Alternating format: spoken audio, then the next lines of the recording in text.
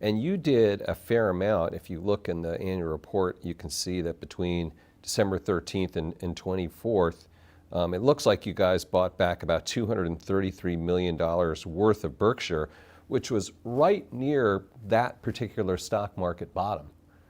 How did you know that? Or what was going through your mind? If I knew it, I'd have bought a lot more than 200 million. No, that's not a big purchase for us, actually. And no, we will buy Berkshire when we have lots of excess cash. All the needs of the business are taken care of. We spent $14 billion on property, plant, and equipment last year, way more than depreciation. So we take care of the needs of the business. Then we have excess cash.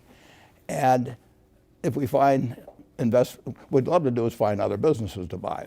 But if I think the stock, and my partner Charlie Munger think the stock is selling below intrinsic business value, we will buy in stock.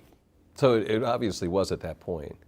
Well, we thought so, yeah. But what's really intriguing is when it goes down a lot. I mean, when you're buying dollar bills for 60 or 70 cents, which periodically you get a chance to do in stocks, then assuming you've got the cash, you don't want to ever get so that some surprise could really take you out in some way. But if we've got excess cash, we'll buy it as fast as we can. But at that point, it would be more like a 2009 rather than just December of this past year. Exactly. Right.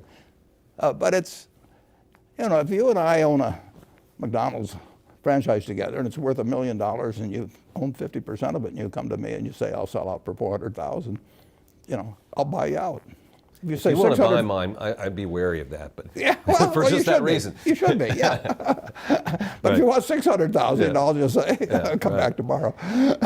So just continuing about buybacks, Senator Schumer and Sanders want the government to weigh in to sort of legislate when companies can do buybacks. And then also there was a report recently about executives doing insider trading, it appears, around the times of buybacks. So are buybacks a kind of a problem? Well, you'll have some people that misbehave in respect to any activity. I mean, so it really wouldn't have much to do with buybacks. I think buybacks, the degree to which they've been part of nefarious activity, and I've observed them for a lot of years, are very close to zero. But that just may be that there aren't enough opportunities. But that article did not. I didn't follow the conclusion on it. I mean, you're distributing money to shareholders. Essentially, you can do it by dividends, and presumably American business should distribute money to its owners occasionally. And we do it through buybacks, or we've done some, and we don't do it through dividends. But most companies do it through having a dividend policy. And then if they have money beyond the needs of the business, then I think if their stock is underpriced, then it makes nothing but sense. Should the government